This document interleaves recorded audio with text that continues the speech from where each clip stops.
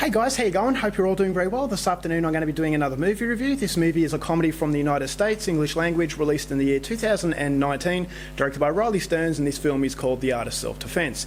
So The Art of Self-Defense is about a man named Casey. Casey is always picked on. He doesn't see himself as a man. He's not macho enough. He's not confident enough in front of other women, so he doesn't meet the perception that society says that. So his confidence has taken a hit. He basically spends his evenings alone with his dog, and during the day he spends it at the office, but he just can't exchange with anybody. But then one evening he's beaten up savagely by a gang of thugs, and this changes him forever. He basically says when he comes out of hospital he's going to join a karate class, and so this is where he goes to the dojo. He goes to the dojo, he meets the sensei. The sensei says that not only can he teach him the art of self-defense, but he can also teach him a thing or two about himself. So as Casey starts to learn more things about himself, he starts to go down a very dark path that he may never return from. So what that dark path is something you're going to have to find out for yourself, because that's as far as I'm going with my synopsis.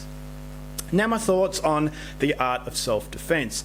This is a very, very peculiar comedy, and what I liked about this comedy the most is that on one side you have an exaggerated laugh out loud element, on the other side you have a grounded and realism element. And that grounded and realism element is the perception of what makes a man. This is a movie about masculinity, and that masculinity on one hand can be very funny, and on the other hand it has a very dark underbelly that will actually make you think. This is a movie that I could really relate to. Yes, it is very quirky in its interactions. It's a movie that bases itself on awkwardness, basically being someone that you're not. And I know a lot of people who try to be someone that they're not. I used to be someone that I wasn't, but it took me till I experienced cancer where I changed.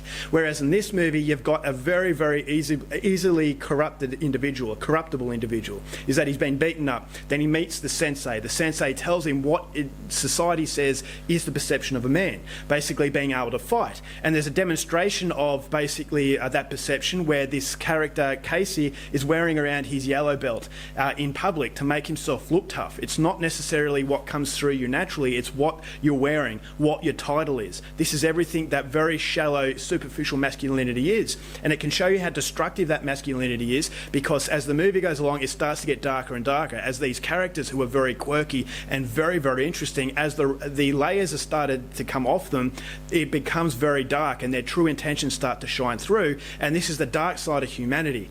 But at the same time it is kept in a world where it is laugh out loud. It's not taking itself too seriously, but it has that side element where it will make you think, that actually makes it a little bit more involved than your typical straight out comedy. And so that's something I really, really liked. I thought this movie wouldn't have worked if it wasn't for the main performance of Jesse Eisenberg. Now Jesse Eisenberg for me is hit and miss. Some of his performances I've really liked, some of his performances I haven't really liked, but I really like this performance. This is a very timid individual, but even when he was doing the macho man stuff, when he finally had the confidence because he was in karate and because he had the karate elements to show off, I never thought he was comfortable in what he was doing. So it wasn't a sudden transformation, it was a transformation in a very awkward way. And the awkward interactions in this movie make it really, really funny. It is very, very random in its script. I thought the script was very, very subtle. It reminded me of European humour. So if you like your deadpan European humour from the likes of Bent Hammer, who was a fantastic Norwegian director who specialises in this sort of humour in a way where it's not slapstick, but it's not only the script, but it's also the delivery from the actor. And so the actors have just as important role to play as the script does, and when they both work with each other very well, it comes across very naturally, and that natural element makes it really, really funny. So you got Jesse Eisenberg's interactions with the sensei. They're really out of this world.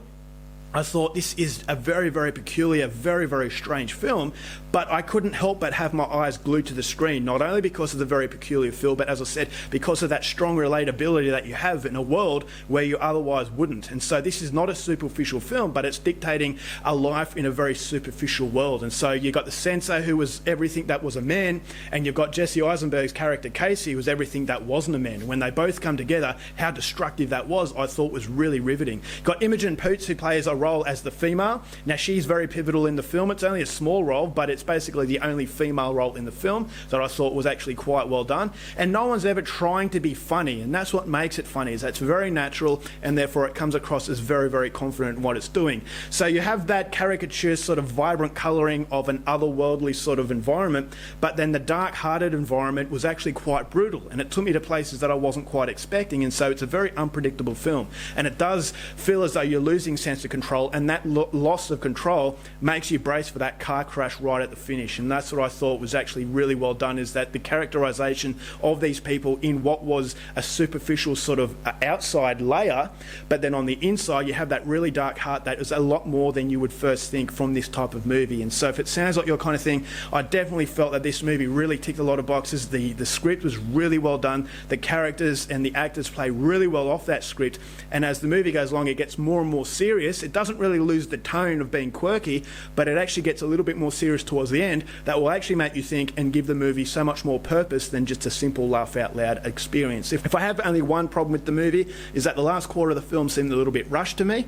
I thought as though it was really patient in its build up, but then all of a sudden it went bang bang bang, it was finished. It almost felt like the director was out of time and he panicked and he just finished it very abruptly. So I thought as though if it applied the same patience as the majority of the movie at the end, it would have capped off what was a perfect experience. But for me, that was only a minuscule problem into what was a very, very memorable experience. The Art of Self-Defense is an extraordinarily quirky film, but it's a movie that on the underneath, it has a dark underbelly that will really make you think about how society perceives what is a masculine sort of macho man, and how dangerous that perception can be for people not only who are striving to be that person, who obviously aren't and not staying true to yourself, but also people who have that macho man sort of quality, you know, big muscles and everything, but they're hiding behind that facade. And so this is a movie about really knowing who you are and how dangerous it can be if you're trying to be someone else. So if it sounds like your kind of thing, definitely go out there and see it. I'm going to give The Art of Self-Defense 4 stars. Alright guys, that's it for my review. Hope you enjoyed it. Till next time, keep watching movies and I'll see you later. Bye.